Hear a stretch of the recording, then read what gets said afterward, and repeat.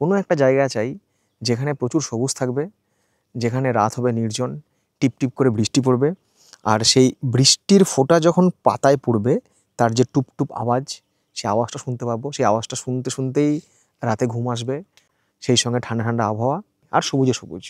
বৃষ্টি আমি প্রতিদিনই দেখি, কাজে যাওয়া কিংবা ফেরার সময়ে ট্রেন, বাস কিংবা ট্যাক্সিতে বসে।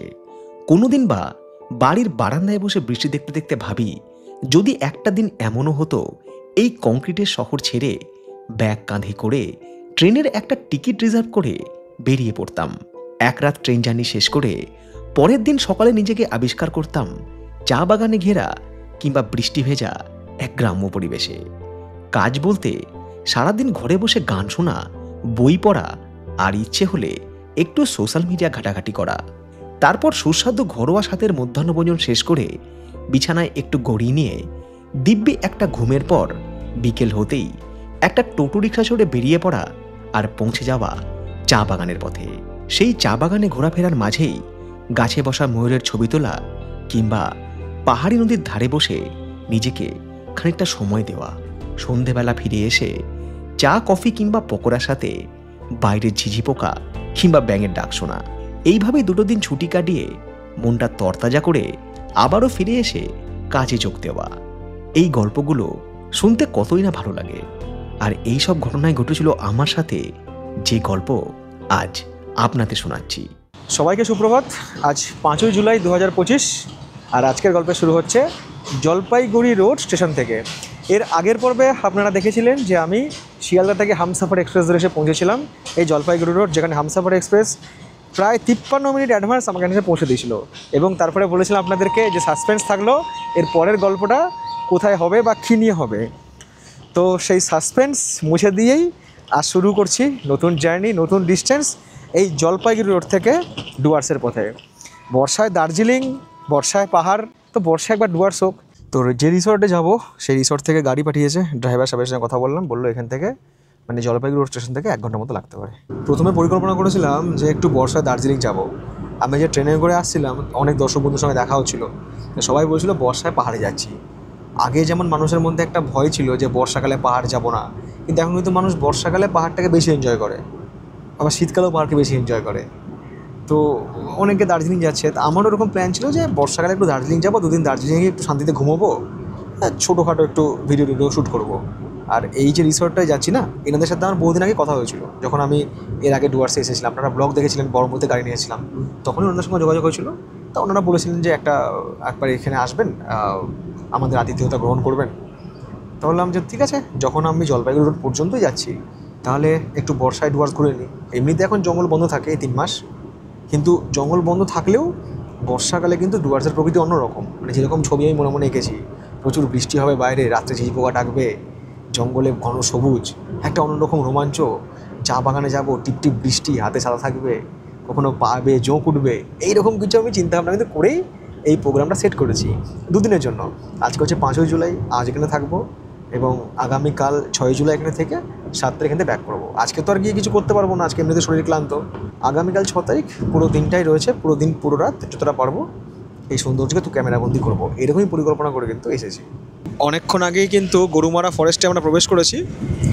আর সেই সঙ্গে যেমনটা আমি মনে মনে চেয়েছিলাম বা মনে মনে কল্পনা করেছিলাম যে বৃষ্টি শুরু হবে, সেই বৃষ্টির ছিটে ফোঁটা কিন্তু পড়তে শুরু করেছে এবং সামনের দিকে ভালো রকম বৃষ্টি হচ্ছে, সেই সঙ্গে মাতাল করা হাওয়া, তার মধ্যে দিয়ে আমরা পথ চলেছি।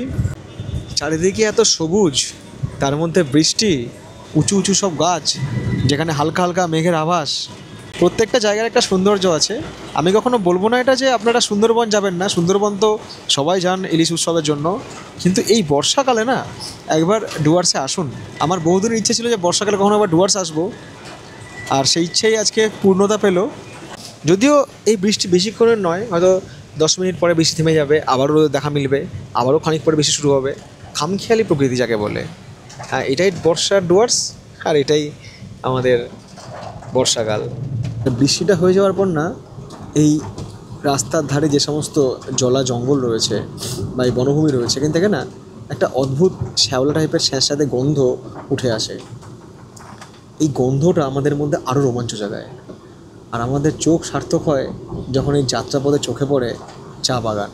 বর্ষাকালে কিন্তু গাছের পাতাগুলো খুব তাড়াতাড়ি বড় হয়, এবং এখন যে চাটা পাওয়া যায়, যে পাতাগুলো 7 দিন বাদে তুলে ফেলবে, এখন যে চাটা পাওয়া যায়, যে পাতাগুলো হয় সেগুলো কিন্তু বেস্ট, মানে টেস্টের দিক থেকে বেস্ট। আমরা মেন রোড ছেড়ে এসে একটা ডান দিকে রাস্তা ধরলাম, একটা গ্রামের মধ্যে দিয়ে রাস্তা। এটা হচ্ছে দক্ষিণ ধূপঝোড়া। আর গ্রামের রাস্তা যেরকম হয় অনেকটাই সংকীর্ণ, আশেপাশে সব গরু ছাগল মাঠে চড়ছে, আকাশে মেঘ, এক রাউন্ড যেখানে বৃষ্টি হয়ে গেছে আশেপাশের জমা জলে কিন্তু তা প্রমাণ করে দিচ্ছে। বৃষ্টি ভেজা দারুণ এক প্রকৃতি, আর এই মাঠে বকগুলো সব উড়ে বেড়াচ্ছে। অনেক দূরে সব মেঘে ঢাকা পাহাড়, জানি না আমার ক্যামেরায় দেখা যাচ্ছে কি না, কিন্তু খালি চোখে কিন্তু দেখা যাচ্ছে সব মেঘে ঢাকা পাহাড়, আকাশ জুড়ে মেঘ, আর এখানে সব ধানের খেতে জল জমেছে। অপেক্ষার অবসান। রাস্তার পাশেই খুব সুন্দর একটা রিসর্ট, সাদা কালারের, ব্রহ্মময় রিসর্ট। রিসর্টের ভেতরে পরিবেশটা খুব সুন্দর, ছোটো ছোটো কটেজ রয়েছে। রিসর্টে পৌঁছানোর পর প্রথম ইমপ্রেশন হচ্ছে এই নুড়ি কাঁকড় ছড়ানো এই পথ, যেখানে জুতোর মরমরে আওয়াজ, পা ফেলার আওয়াজ, আর তারপরেই দোলনাটা। তুলসী গাছ রয়েছে, এদিকে জবা গাছ রয়েছে। আর আরও একটা জিনিস লক্ষণীয়, সেটা হচ্ছে যে পার্কিং। এই রিসোর্টে কিন্তু পার্কিং রয়েছে। আমি তো ট্রেনে করে এসেছি, যারা আপনারা গাড়ি নিয়ে আসছেন তারা কিন্তু আপনাদের গাড়ি এখানেই পার্কিং করতে পারবেন। এইটা হচ্ছে এনাদের রিসেপশন, যেখানে লেখা আছে চেক আউট টাইম পরের দিন বেলা 11টার সময়। রাস্তার পাশেই আমাদের রিসর্ট, আর এদিকে বাঁশঝাড়, সুপুরি গাছ, কলা গাছ, সুপুরি গাছই বেশি চোখে পড়ছে, আর এইদিকে সব হচ্ছে পাট গাছ, মানে যাকে বলে একদম গ্রাম বাংলার পরিবেশ। আর এখানে এরকম টানা বারান্দা রয়েছে। সন্ধেবেলাটা এখানে ভীষণ সুন্দর, মানে দিনের বেলাতে এখন এত নিরিবিলি ঝিঝি পোকা ডাকছে, সন্ধেবেলা তো সুন্দর হবেই। আর এই সময়টা না ডুয়ার্সে ট্যুরিস্ট নেই, কারণ ডুয়ার্সে যেহেতু জঙ্গল 3 মাস বন্ধ থাকে, আমি বলছিলাম আপনাদেরকে আস্তে আস্তে, তার জন্য কিন্তু আরও বেশি যেন ফাঁকা। ছুটি কাটানোর জন্য বা একটু একাকিত্বের জন্য বা একটু নিরিবিলি পরিবেশের জন্য এটাই হয়তো আদর্শ। সবার যে এরকম পরিবেশ ভালো লাগবে তা নয়, বিশেষ করে যারা জঙ্গল পছন্দ করে, কিন্তু যারা একটু নিরিবিলি বা নির্জন প্রকৃতি পরিবেশ পছন্দ করে তাদের জন্য ভালো। পাখির ডাকটাক আছে, মানে শহুরে কোলাহল থেকে সম্পূর্ণ বিচ্ছিন্ন একটা পৃথিবী যাকে বলে। আর ওই যে সামনে ঘন জঙ্গল, ওটাই হচ্ছে গরুমারা ফরেস্ট। আর এখানে গরুমারা ফরেস্টে যে ধূপঝোড়া যে ক্যাম্প রয়েছে, সেই ধূপঝোড়া ক্যাম্প কিন্তু এখান থেকে ওই 2 কিলোমিটার মতো এই রাস্তা দিয়ে যেতে হবে। তো এইরকম একটা পরিবেশে এই হচ্ছে রুম, যেখানে হবে হচ্ছে রাত্রিবাস। রুমটা খুব সুন্দর, কিন্তু ওয়েল ডেকোরেটেড, ফ্যান রয়েছে, ওদিকে এসি রয়েছে, টিভিও রয়েছে, জলের বোতল রয়েছে কমপ্লিমেন্টারি। রুমের যে ফিনিশিং সত্যি দারুণ। টয়লেট সুন্দর পরিষ্কার পরিচ্ছন্ন, এখানে দারুণ টাইলস লাগানো রয়েছে, মনে হচ্ছে একদম নতুন। গিজার রয়েছে, যদি এখন গিজারের প্রয়োজন হবে না এই সময়টায়। শাওয়ার টাওয়ার কল বেসিন, সব মিলিয়ে যাকে বলে একদম ঠিকঠাক। আর এরই সঙ্গে দিয়েছে ডাভ শ্যাম্পু আর হচ্ছে মেডিমিক্স সাবান আর 2টো জলের গ্লাস। এখানে ওয়াইফাই রয়েছে, ওয়াইফাইয়ের কানেকশানে টেস্ট করছিলাম, যদি ওয়াইফাইয়ের আউটারটা নিচে রয়েছে, তা আমি যে রুমটায় রয়েছে সেটা ওপরে, তাতে ডাউনলোড হচ্ছে স্পিড হচ্ছে 14.3 Mbps আর আপলোড হচ্ছে 13.3, মানে আমাদের কাজটা হয়ে যাবে। হ্যাঁ, ভিডিও বড় বড় ভিডিও আপলোডের ক্ষেত্রে সমস্যা হবে, আর টুকটাক যে সমস্ত কাজ সেসবও কিন্তু হয়ে যাবে। আর এই রুমের সঙ্গে কিন্তু আরও একটা বারান্দা রয়েছে। এই ওপরে মোট 3টে রুম রয়েছে, প্রত্যেকটা রুমের সঙ্গে এরকম একটা বারান্দা রয়েছে। এই বারান্দায় এসেও কিন্তু দুর্দান্ত ভিউ রয়েছে আশেপাশের, মানে একটা গ্রাম্য পরিবেশের। এখানে বিকালবেলায় চেয়ার নিয়ে বসে একটু চাটা খাওয়া, একটু ভালো সময় কাটানো, বা সন্ধ্যাবেলা একটু চিচি পোকার ডাক শোনা, তার সঙ্গে স্ন্যাক্স আইটেম খাওয়া দাওয়া, এরকম। এই যে রিসোর্টটায় রয়েছি এটা কিন্তু পেটস ফ্রেন্ডলি নয়, মানে আপনারা কিন্তু পোষ্য নিয়ে এখানে আসতে পারবেন না। আগের রাত জাগা ক্লান্তি, এসে একটু স্নান টান করে আলটিমেট ফ্রেশ হলাম। আর শুধু আমিও ফ্রেশ হইনি, মানে প্রকৃতিও কিন্তু একরকম ফ্রেশ হয়ে গিয়েছে। যখন এসছিলাম তখন কেমন মেঘ ছিল, এখন দেখুন মেঘ কেটে ওই যে দূরের পাহাড়গুলো না খুব আবছা ছিল, এখন দেখুন আস্তে আস্তে স্পষ্ট হয়েছে, কারণ মেঘটা অনেকটা কিন্তু কেটে গিয়ে আকাশের যে নীলচে ভাব সেটা দেখা দিয়েছে। শুধু পাহাড় দেখলেই হবে না, এবার করতে হবে আহার, কারণ অলরেডি আমাদের সময় ঘড়ি বলছে দুপুর 2:12। So let's go for lunch. প্রথমে যে আইটেম এসছে ঝুড়ি ঝুড়ি করে আলু ভাজা, সেই সঙ্গে হচ্ছে ভাত, আর একই সঙ্গে এরকম ঘন মুগ ডাল। এর সঙ্গে আরও একটা আইটেম এসছে, এটা হচ্ছে পটল চিংড়ি। আর এই বেলায় আমি বলেছিলাম যে কাতলা মাছ খাবো, কাতলা মাছের ঝোল আর ভাত, আর সেই সঙ্গে একটা সবজি আর ডাল। তো এই দিয়েছে হচ্ছে 1 পিস কাতলা মাছ। এখানে কিছু পেঁয়াজ, ধনিয়া পাতা আর যেটা আমি খাই না, লঙ্কা। এই আমার ভীষণ পছন্দের আইটেম টমেটো চাটনি। পঞ্চব্যঞ্জন যাকে বলে, 1 2 3 4 5, এই হচ্ছে পঞ্চব্যঞ্জন। যাই হোক, প্রথমে ডাল দিয়ে শুরু করি। মুগ ডালের মধ্যে সবজি রয়েছে আর কুচি কুচি করে টমেটো রয়েছে, ডালটা গরমও রয়েছে, টেস্টি। বাট বেশি টমেটো আমার ভালো লাগে না, বেশি টমেটো হয়ে গেলে না ওটা ডাল কম চাটনি হয়ে যায়। আর এইরকম আলু ভাজা আমার মনে হয় সবারই পছন্দ। এই যাবৎ আমার ব্লগ দেখে আপনারা বুঝে নিয়েছেন যে আমি চিংড়ি খাই না। তো যাই হোক, তবুও ওনারা আয়োজন করেছেন একটা ব্যঞ্জন হিসাবে পটল চিংড়ি। তো চিংড়ি তো আমি খাবো না, পটলের ঝোল মানে আলু পটলের ঝোলটা একটু ভাতের সাথে মাখিয়ে একটু ফিডব্যাক দিচ্ছি। বেশ গামাখা গামাখা ভালো লাগছে খেতে, মানে সবার পছন্দ হবে। আমাদের লাস্ট আইটেম মাছের ঝোল। এই রকম হচ্ছে কাতলা মাছের সাইজ, বেশ বড় আছে। বললো তিস্তা নদীর মাছ, তিস্তা নদীতে কাতলা মাছ হয় কিনা আমি জানি না।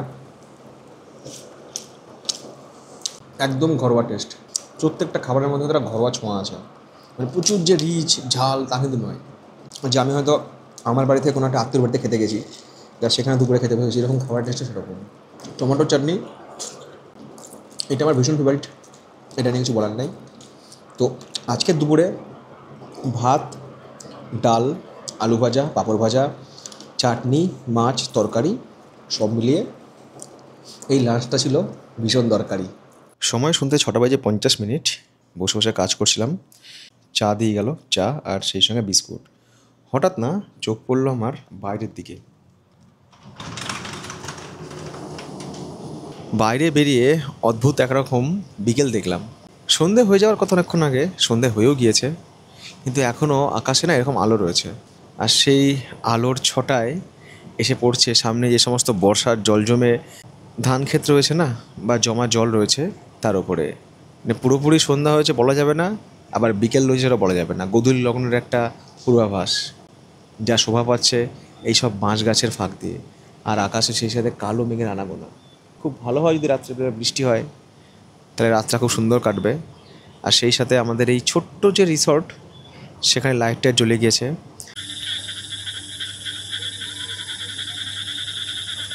যারা আমরা শহরে থাকি তারা হয়তো এই রকম পরিবেশের সাথে খুব একটা পরিচিত নই, কারণ শহরাঞ্চলে তো আর এই জমা জল বা জলের মধ্যে ব্যাঙ, বিভিন্ন কীট পতঙ্গের ডাক, এগুলো তো শোনা সম্ভব নয়। তো এই জায়গাটা যেহেতু একটা গ্রাম এবং আশেপাশে এই সমস্ত ক্ষেত রয়েছে বা জমি রয়েছে যেখানে জল জমে রয়েছে, তো সন্ধে হতে না হতেই সেই জমা জল থেকে এরকম ব্যাঙ, নানা রকম পতঙ্গের আওয়াজ কিন্তু ভেসে আসছে। সেই সঙ্গে রয়েছে টানা ঝিঝি পোকার ডাক। আর এই রকম সন্ধ্যায় যখন আকাশে অনেক মেঘ, ওই বাঁশঝাড়গুলো কেমন যেন রহস্যময় অন্ধকারে ঘেরা, এইরকম একটা পরিবেশে সন্ধ্যেবেলার যে ইভিনিং স্ন্যাক্স আইটেম সেটা ওরা দিয়েছে। এখানে রয়েছে চিকেন পকোড়া আর সেই সঙ্গে পেঁয়াজ সস, আর আমি একটু মুড়ি চেয়ে নিয়েছি। তো এইখানে বসে বসে একটু এই সন্ধ্যের যে অন্ধকার এই পরিবেশ সেটাকে ফিল করতে করতে মুড়ি আর পকোড়ায় কামড় দেবো। কোনো গ্রামের বাড়িতে গিয়েছি, সেখানে সন্ধ্যেবেলায় দাওয়াতে বসে বর্ষার দিনে বসে বসে মুড়ি আর চানাচুর আর পেঁয়াজি খাচ্ছি বা তেলে ভাজা খাচ্ছি। আর হ্যাঁ, সেই সাথে মনে করবো তারানাথ তান্ত্রিকের গল্প। আলটিমেট এরকম জায়গার সন্ধানে তো বেরিয়ে পড়া, একটু মনের শান্তি বা নস্টালজিয়ায় ফিরে যাওয়া। আর এই মুড়ির মধ্যে না অদ্ভুত একটা স্বাদ রয়েছে, অন্যরকম খেতে। এর সঙ্গে একটু তেল বা একটু যদি পেঁয়াজ কুচি বা চানাচুর নেওয়া যায় না, বেশ ভালো লাগবে। চিকেন পকোড়ার টেস্ট ঠিকঠাকই আছে, অনেকটা পেঁয়াজি আর চিকেন মিশিয়ে পেঁয়াজি চিকেন পকোড়া। এখানে করার মতো কোনো অ্যাক্টিভিটি নেই। সন্ধ্যাবেলা একটু হাঁটতে বেরোলেন, এবার বর্ষার সময় রাস্তাঘাট সব জলকাদায় ভরা, পায়ে হেঁটে খুব একটা শান্তি পাবেন না। তো এই 2 দিন ছুটি কাটানোর জন্য আসা, একটু খাওয়া দাওয়া, ঘুম, যদি কিছু অফিসের কাছ থেকে কাজ করা, যদি কিছু লেখালেখি থাকে এরকম করা, বা একটু ভালো সময় কাটানো যাকে বলে, 2 দিন ছুটিতে কাটানো। এখানে কোনো অ্যাক্টিভিটি, সাইট সিন বাগেরা এসব কিছু নেই, মানে না রাখার চেষ্টাই করেছি। তবুও কালকে একবার বেরোবো, কালকে বেরিয়ে 2-1 জায়গা একটু ঘুরবো, ব্যাস এইটুকুই। 2 দিন ছুটি কাটানো, ওই জন্য লিখেছি গল্পের টাইটেল যে বর্ষায় ছুটিতে ডুয়ার্স। রাত 10:58। রাত যত বাড়ছে না তত এই সমস্ত ঝিঝি পোকা, ব্যাঙ এসবের ডাক যেন আরও বাড়ছে, আরও যেন জঙ্গল নিস্তব্ধ হচ্ছে, আর এরা যেন আরও বেশি সজাগ হচ্ছে। ওই দূর থেকে কোথাটা কুকুরের আওয়াজ ভেসে আসছে, আর আশেপাশে গ্রামের মানুষজন সব ঘুমিয়ে পড়েছে। বিভিন্ন বাড়ি থেকে সন্ধ্যেবেলায় যেমন দেখছিলাম না প্রচুর লাইট টাইট জ্বলছিল, এখন কিন্তু আর লাইট টাইট জ্বলছে না। যেটুকু জ্বলছে একটু পরে তো সবই নিভে যাবে। আর এই ক্ষীণ আলোতে আমার মনে পড়লো আমাদের ডিনার করা এখনো বাকি আছে। চলুন ডিনারটা করে আসি। প্যাকেজের মধ্যে কিন্তু খাওয়ার থাকা হচ্ছে ইনক্লুডেড, সব কিছু মিলিয়েই প্যাকেজ যেরকম হয়। তো এদের এই প্যাকেজে যা রয়েছে সেটা হচ্ছে ব্রেকফাস্ট, আর হচ্ছে ডিনার, আর হচ্ছে থাকা। আর লাঞ্চ কিন্তু এদের প্যাকেজে ইনক্লুডেড নয়। এখানে লাঞ্চ কিন্তু হচ্ছে কাস্টমাইজ। আপনি এদের মেনু কার্ড দেখে আপনার পছন্দ মতো খাবার আপনি অর্ডার করে নিতে পারেন। ডিনারের ক্ষেত্রেও এদের প্যাকেজ রয়েছে, কী কী আছে দেখিয়ে দেবো। তাও যদি আপনাদের মনে হয় যে না আমরা অন্য কোনো এক্সট্রা ডিশ অর্ডার করবো, সেটা কিন্তু আপনারা আলাদা করে এক্সট্রা পে করে অর্ডার করতে পারেন। এই এসছে ডিনার, যেটা আমি বলছিলাম আপনাদের প্যাকেজে থাকবেই থাকবে। সবার আগে রয়েছে হচ্ছে চাটনি, শেষ থেকে শুরু করি। চাটনি রয়েছে, সেই সঙ্গে আলু ঝিঙে পোস্ত। এই সবজিটা হয়তো চেঞ্জ হতে পারে, এর জায়গায় অন্য কোনো সবজি আসতে পারে, বাট সবজি একটা থাকবে। সেই সঙ্গে থাকবে হচ্ছে ডাল, সকালে এই ডালটাই মনে হয় ছিল। আর আমার খুব পছন্দের পাঁপড় ভাজা, পাঁপড় শাকা নয়, পাঁপড় ভাজা। এরকম হচ্ছে রুটি, পুরো হাতে বানানো রুটি, খুব সুন্দর। এর সঙ্গে আলু ভাজা। রুটি আলু ভাজা বাঙালির বহু পছন্দের খাবার এবং বহু ভালো খাবার। আর সেই সাথে থাকবে হচ্ছে চিকেন। এখানে চিকেনের কোয়ান্টিটিটা বলে দিই। আমি জিজ্ঞেস করছিলাম যে আপনাদের প্যাকেজে ক পিস চিকেন থাকে। এরা বললো যে প্যাকেজে থাকবে হচ্ছে 4 পিস চিকেন। এবার যদি আপনারা মনে করেন আমরা চিকেন খাবো না, আমরা মাটন নেবো বা অন্য কোনো আইটেম নেবো, সেটা আপনারা কথা বলে নেবেন। মানে এটা কিন্তু আপনারা প্যাকেজটাই কাস্টমাইজ করতে পারেন, সেক্ষেত্রে খরচটা হয়তো আপ ডাউন হতে পারে। বাট নর্মাল যে প্যাকেজ, আপনি 4 বেডরুমে থাকুন বা ডাবল বেডরুমে থাকুন, সেক্ষেত্রে কিন্তু এই আইটেমগুলো থাকবেই থাকবে। যিনি এখানে রান্না করেন না, তিনি কিন্তু বাঙালি, তো প্রত্যেকটা খাবারে কিন্তু ঘরোয়া স্বাদ। আর যারা রুটি খাবেন না, সেক্ষেত্রে কিন্তু আপনারা ভাত নিতে পারেন, রুটির বদলে কিন্তু ভাতও আছে। কালকে রাত ফুরিয়ে আজ 6 জুনের সকাল। আজ একটু ঘুম থেকে দেরি করে উঠেছি, কাজ করতে হচ্ছিলো রাতে একটু। যেমন হয়, তাড়াতাড়ি উঠে কোনো লাভ হতো না, এমন নয় যে আমাকে তাড়াতাড়ি উঠে কোথাও ছুটতে হবে, রিল্যাক্স করার দিন। আর আকাশ সকাল থেকে মেঘ, হালকা গরমও রয়েছে, কিন্তু কালকে বিকালের পর কিন্তু আর বৃষ্টি হয়নি। আশা ছিল প্রচুর যে বৃষ্টি হবে, অন্তত বৃষ্টি হলে খুব ভালো লাগতো, জায়গায় এসে বেশ ঝমঝমিয়ে বৃষ্টি হতো। তো আপাতত এক কাপ চা নিয়ে শুরু করছি সকালের, কারণ ছুটি কাটানোর মধ্যেই কাজ করতে হবে, আর কাজের মধ্যেই ছুটি এনজয় করতে হবে। বলেছিলাম না প্রকৃতি আমাকে হতাশ করে না, শুরু হয়ে গেছে বৃষ্টি। যে বৃষ্টির অপেক্ষা ছিল, যে ডুয়ার্সে গিয়ে এবার বৃষ্টি পাবো, বৃষ্টির মধ্যে সবুজ প্রকৃতিকে ফিল করতে পারবো, ফাইনালি সেই বৃষ্টি হচ্ছে। দেখুন প্রকৃতি কত স্নিগ্ধ, কত শীতল। এরকম বৃষ্টি ভেজা প্রকৃতি, মাঝে মধ্যে হাওয়া দিচ্ছে, বৃষ্টির ছিটে ফোঁটা এসে গায়ে লাগছে, প্রাণ ভরে নিঃশ্বাস নিচ্ছি, ব্যাস ছুটি এমনি ভালো হয়ে যাচ্ছে। সময় সুযোগ পেলে আপনারাও চলে আসুন কখনো এরকম জায়গাতে, 2 দিন একটু নিজের মতো করে বাঁচতে।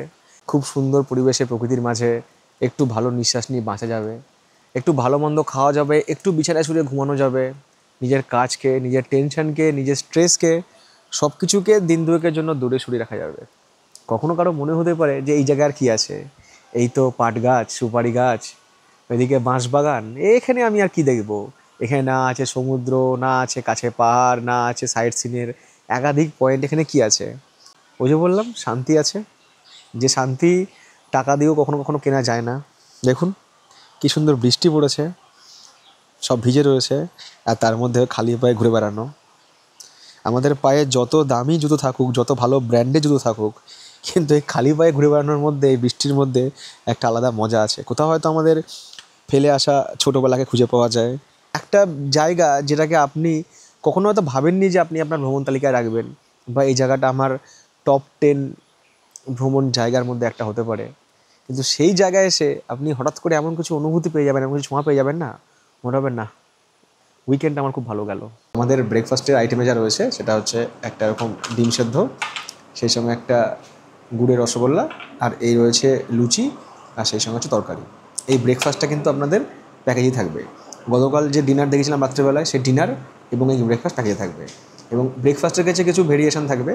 ধরুন আপনি ব্রেড বাটার খাবেন, লুচি খাবেন না, তো সেক্ষেত্রে ব্রেড বাটার বা ব্রেড জ্যাম। ধরুন আপনি ব্রেড বাটার জ্যাম খাবেন না, আপনি খাবেন রুটি তরকারি, রুটি সবজিও থাকবে। সেটা আপনারা আপনাদের মধ্যে করে কথা বলে নেবেন। মোট কথা ব্রেকফাস্ট কিন্তু কাস্টমাইজ করতে পারবেন, এবং যেটা আপনি কাস্টমাইজ করুন সেটা কিন্তু আপনাদের প্যাকেজের মধ্যে ইনক্লুডেড। আলুর তরকারিটা পুরো একদম মাখো গামাখা, বেশ ভালো লাগছে খেতে। এই জায়গায় এসে দুটো জিনিস পাবেন আপনি কনফার্ম করতে পারি। একটা হচ্ছে টেস্টি খাবার, আর একটা হচ্ছে গুড বিহেভিয়ার। এই দুটো জিনিস এখানে পাবেন। বাকি জঙ্গলে প্রাণীর দেখা পাবেন কি না, বৃষ্টি পাবেন কি না, সেটা আমি বলতে পারবো না, but food and behaviour good, এই দুটো পাবেন। এনাদের এই যে রিসর্ট রয়েছে না, সেই রিসর্টে ওপরেও রুম রয়েছে, নিচেও রুম রয়েছে। দুরকম ক্যাটাগরি রুম রয়েছে, ডবল বেড আর হচ্ছে 4 বেড। এই হচ্ছে এদের ডবল বেডরুম। বেশ সুন্দর রুম, অনেকটাই বড়। বিশেষ করে এর মেঝেতে যে টাইলসগুলো বসিয়েছে দারুণ। প্রত্যেকটা রুমের যে ফিনিশিং অসাধারণ সুন্দর। এই রুমে এসি রয়েছে, ফ্যান রয়েছে। এখানে তো ফ্যান দরকার, এত গরম এখানে। টেবিল রয়েছে, দুটো চেয়ার, আর এইদিকে রয়েছে টিভি। আর এই হচ্ছে বাথরুম। যত বড় রুম মনে হচ্ছে তত বড়ই বাথরুম। বাথরুমটা অসাধারণ। মানে এই প্রপার্টিটার যে ঘর বলুন বা খাওয়া দাওয়া বলুন, সব কিছু না বেশ সুন্দর। মানুষ যখন বাড়ি করে, বাড়িটাকে যেমন সুন্দর করে সাজায় সব কিছু, বাথরুম থেকে বেডরুম, তেমনি এই প্রপার্টিটা এইভাবেই সাজানো হয়েছে। প্রত্যেকটা টাইলস বা পার্টেক্স যথেষ্ট ভালো। এইটা হচ্ছে এনাদের আরেকটা 4 বেডরুম, এটাও নিচে রয়েছে। এখানে কিন্তু বেডগুলো সব পরপর আছে। 5 জনও আসে আর সঙ্গে বাচ্চা থাকে, সেটাকে তো খুব সুন্দর অ্যাডজাস্ট হয়ে যাবে। এই রুমটা একটু বড়, দুখানা ফ্যান রয়েছে, এখানেও টিভি রয়েছে, আলমারিও রয়েছে, চেয়ার টেবিল এসি সব কিছুই রয়েছে।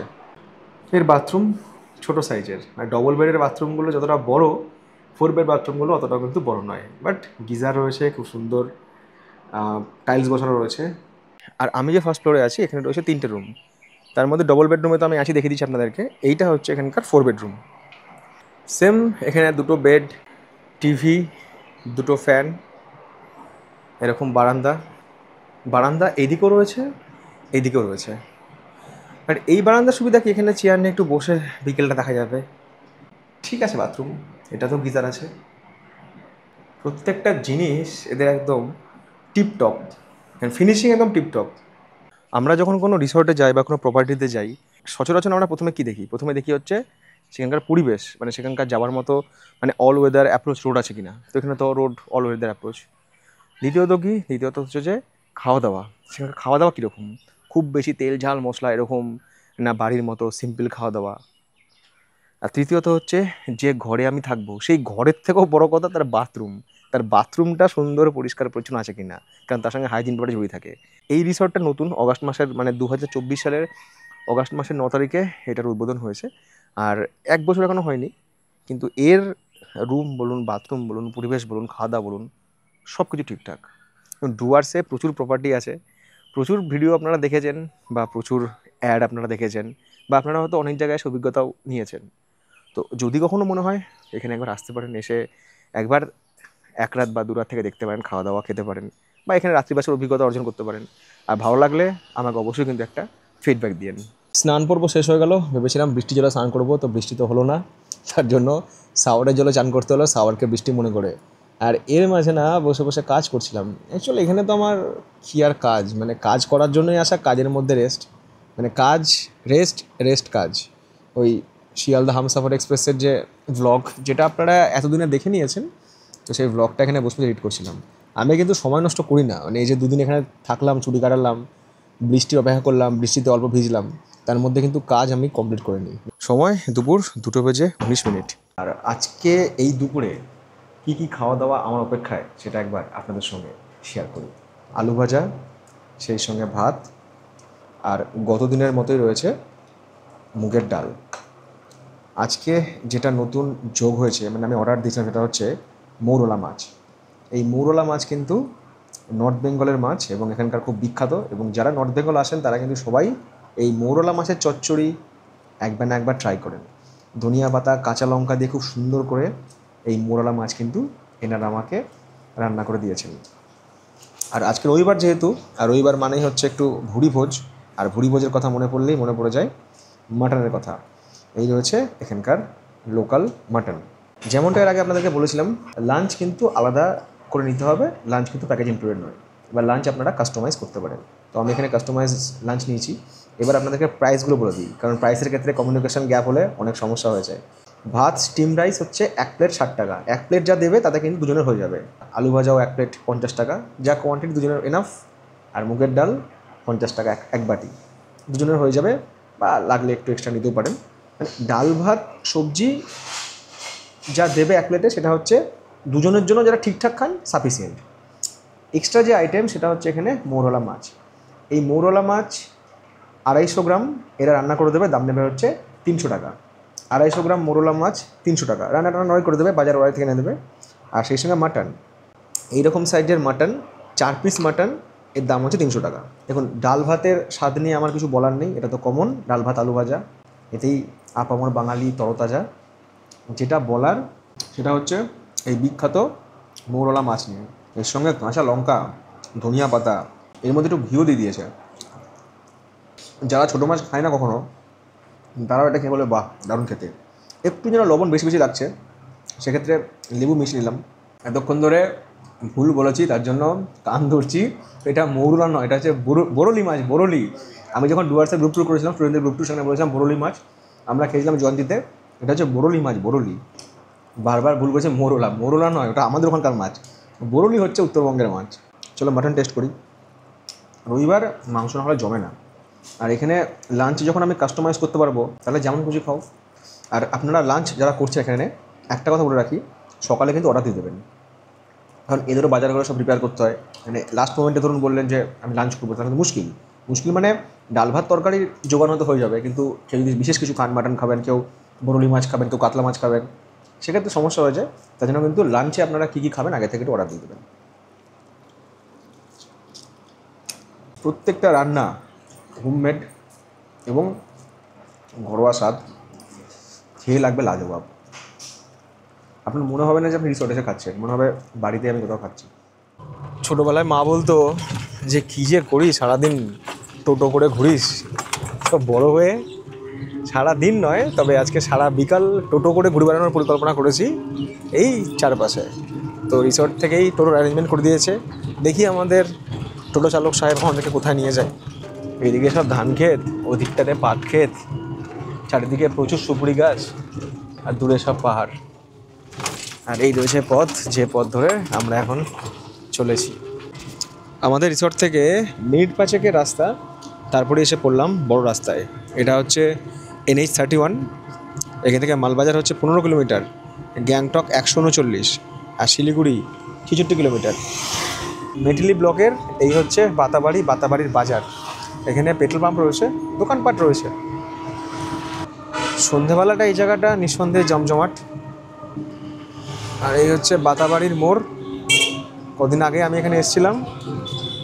ওই মেন রোড থেকে আমাদের টোটো আবারও একটা প্রবেশ করলো। একটা গ্রাম, এটাও একটা গ্রাম্য পথ। রাস্তাঘাট প্রচণ্ড ঝাঁকুনি দিচ্ছে। আর এখানে রয়েছে সব ফরেস্টের বড় বড় সব গাছ। এই ফরেস্টটার নাম আমাদের টোটো চালক বলছে প্রিয় বন্দর। সন্ধেবেলা এই জায়গাটা দারুণ হবে। এমনিতেও এখন বিকেল হয়ে আসছে, গাছের ফাঁক দিয়ে সূর্যের আলোগুলো এসে পড়ছে।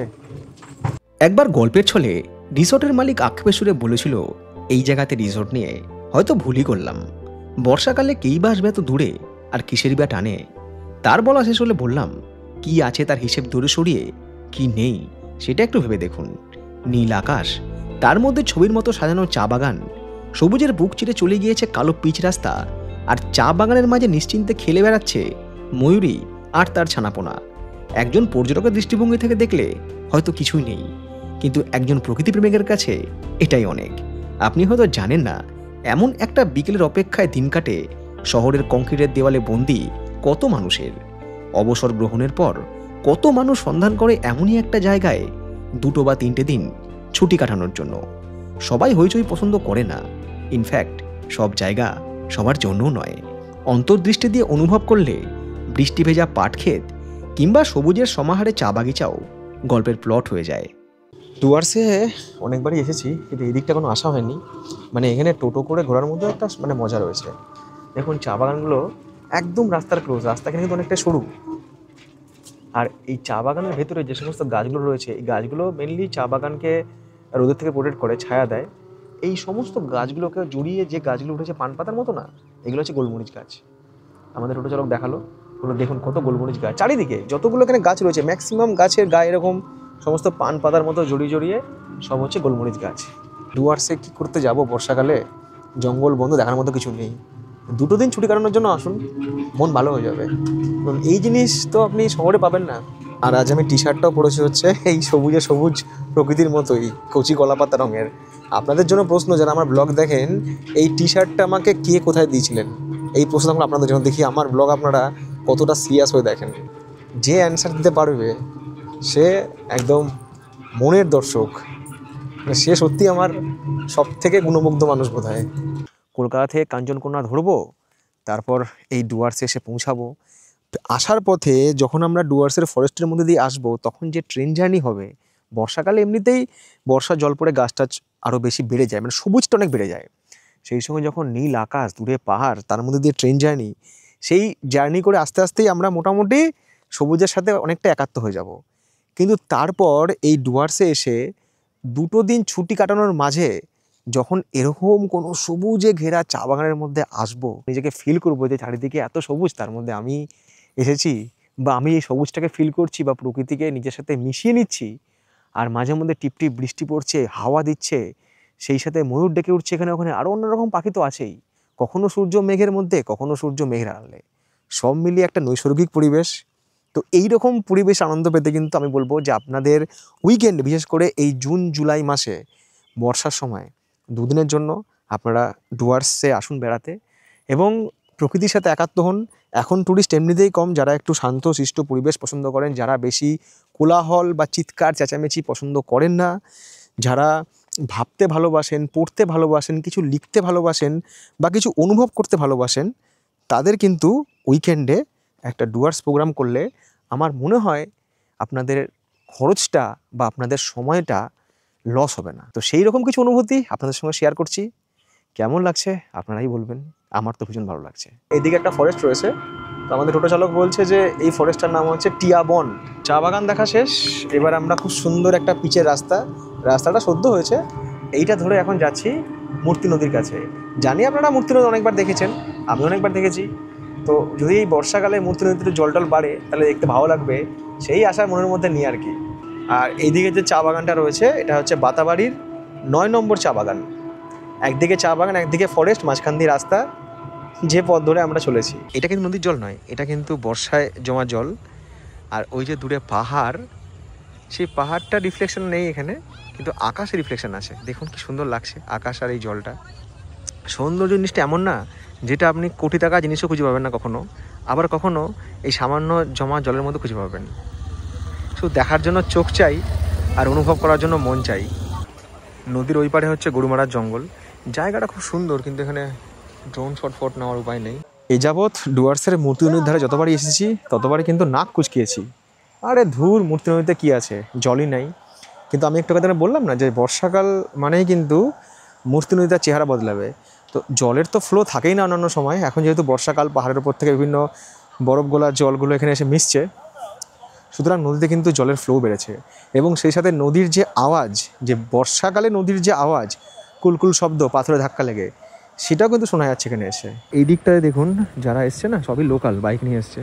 এখানে মানুষজন এই বিকালবেলা নদীর ধারে স্নান করছে, চিল করছে, বাইক চালাচ্ছে, মজা করছে। আর এই বর্ষায় নদীর জলে বড় বড় 2-1 সাপটা ভেসে আসা অসম্ভব কিছু নয়। ভালো সুন্দর জায়গা, দূরে সব বড় বড় পাহাড়, কিন্তু দেখতে যেটা খারাপ লাগছে সেটা হচ্ছে নদীর আশেপাশের পরিবেশ, যেটা দেখে মোটেই ভালো লাগলো না। যে যারা আসছে তারা জায়গাটা কীভাবে নোংরা করে যাচ্ছে। এদিকটা দেখুন মানুষ কীভাবে, স্থানীয় মানুষজন বা বাইরের মানুষজন, টুরিস্টরা এই জায়গাটাকে নোংরা করেছে। প্রশাসন কি এগুলোর দিকে নজর দেবে? নদীর ধারে এই সমস্ত খাওয়া দাওয়ার চিপসের প্যাকেট, বোতল, এই সেই পড়ে আছে। এখানে সবাই পিকনিক করে এবং এই জায়গাটা নোংরা করে রাখে, এবং এই জায়গাটা পরিষ্কারও করার কোনো ব্যাপার দেখছি না। সময় 6:44, 7:30 বাজতে চললো। এখনও কিন্তু প্রচুর আলো রয়েছে। তো ফিরে এলাম রিসর্টে। একদিক দিয়ে গেছিলাম, একদিক দিয়ে ফিরে এলাম। আর এই যে টোটো করে 2 জায়গায় গিয়েছিলাম, বাতাবাড়ির চা বাগান এবং শেষে মূর্তি নদী, এই টোটালটা ঘুরতে টোটো নিল 400 টাকা। আর টোটো কিন্তু ব্যবস্থা আপনাদের যে রিসর্টে থাকছেন এই রিসর্ট থেকে কিন্তু করে দেবে। আপাতত রুমে যাই, একটু ফ্রেশ হই, তারপর ইভিনিং স্ন্যাক্স নিয়ে বসবো, দেখি আজকে স্ন্যাক্সে কী আয়োজন রয়েছে। আর ইভিনিং স্ন্যাক্সে আজকে দিয়েছে হচ্ছে মোমো, আর সেই সঙ্গে চিকেন পকোড়া। চিকেন পকোড়া থাকবে হচ্ছে 6 পিস। এই 6 পিস চিকেন পকোড়া কিন্তু ওদের যে প্যাকেজ সেটার মধ্যে থাকবে। কোনো দিন হয়তো চিকেন পকোড়া থাকলো, কোনো দিন হয়তো ভেজ পকোড়া থাকলো, এরকম থাকবে। আর এই যে মোমো, এই মোমো গরম গরম, এরও দাম হচ্ছে 100 টাকা। এখানে থাকবে হচ্ছে 8 পিস, 8 পিস মোমো। দেখা যাক, একটা মোমো টেস্ট করি। চিকেন পকোড়া কিন্তু টেস্ট করেছিলাম, একটু মোমো চাটনি দিয়ে টেস্ট করে দেখি। লাজবাব। রাত 10:33 চলে এসছে ডিনার করতে। রয়েছে রুটি আর সেই সঙ্গে আলু ভাজা, আর এখানে রয়েছে সবজি হিসাবে মাছের মাথা দিয়ে বাঁধাকপি, এর মধ্যে মটরশুঁটিও রয়েছে। আর আমি বলেছিলাম আলাদা করে দিতে হচ্ছে দেশি চিকেন। সকালে মাটন খেয়েছি, এখন দেশি চিকেন, এটাও খেয়ে দেখি কেমন খেতে, কারণ এটাও কিন্তু বহু মানুষ আছেন যারা দেশি চিকেন পছন্দ করেন। দেশি চিকেনের যে হিসাব এখানে সেটা হচ্ছে কেজি হিসাবে, যে পার কত কেজি আপনি নিচ্ছেন সেই কেজি হিসাবে হচ্ছে দেশি চিকেনের হিসাব। তো ওটা আপনারা একটু কথা বলে নেবেন। এই মাংসের ঝোলে একটু লেবু মিশিয়ে নিলাম আর একটু পেঁয়াজ চেয়ে নিলাম।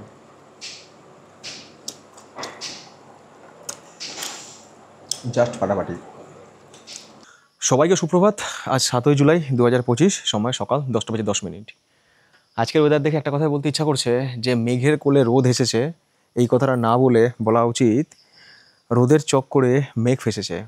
কাল থেকে তো বৃষ্টি হয়নি, আজকে সকালবেলা একদম গা জ্বলানো পুরো রোদ। যে আশা নিয়ে এসেছিলাম ডুয়ার্সে বৃষ্টি হবে, সেই বৃষ্টি হয়েছে কিন্তু পরিমাণে অল্প।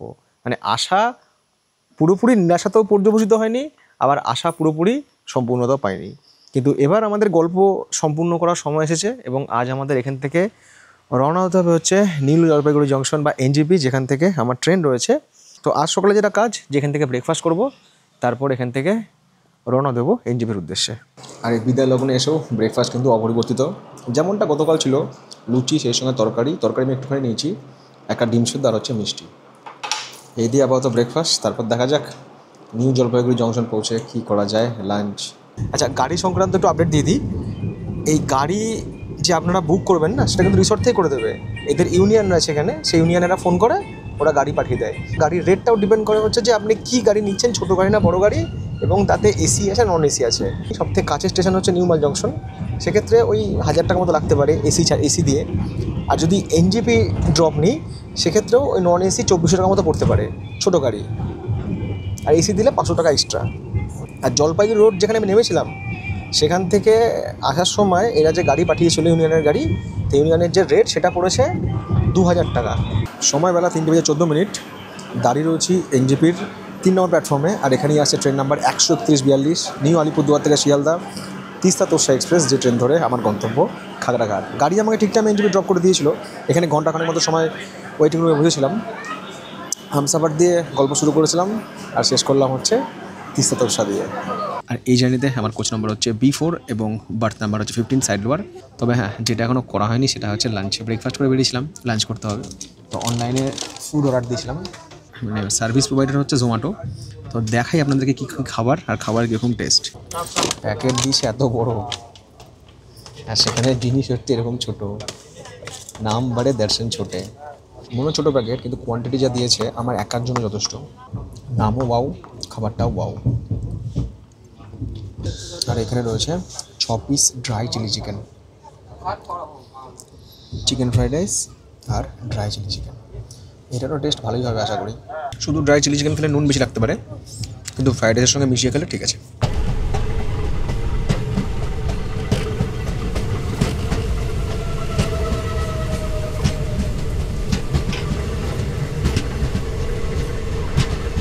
সময় রাত 10:48। ফাইনালি গল্পের ইতি টেনে তিস্তা তোরসা এক্সপ্রেস আমাকে পৌঁছে দিল খাগড়াঘাট জংশনে, খাগড়াঘাট স্টেশনে। দেখা হচ্ছে আপনাদের সাথে পরবর্তী পর্বে। দেখা যাক এরপরে আমরা কোথায় আমাদের ট্রিপ করতে পারি। আর নতুন গল্পের আপডেট পেতে অবশ্যই কিন্তু আমাকে ফলো করবেন আমার সোশ্যাল মিডিয়া প্ল্যাটফর্ম ইনস্টাগ্রাম এবং ফেসবুকে, যার লিঙ্ক দেওয়া থাকলো এই ভিডিও ডেসক্রিপশন বক্সে। সবাইকে আজকের মতো tata, good bye and love you, জয় হিন্দ।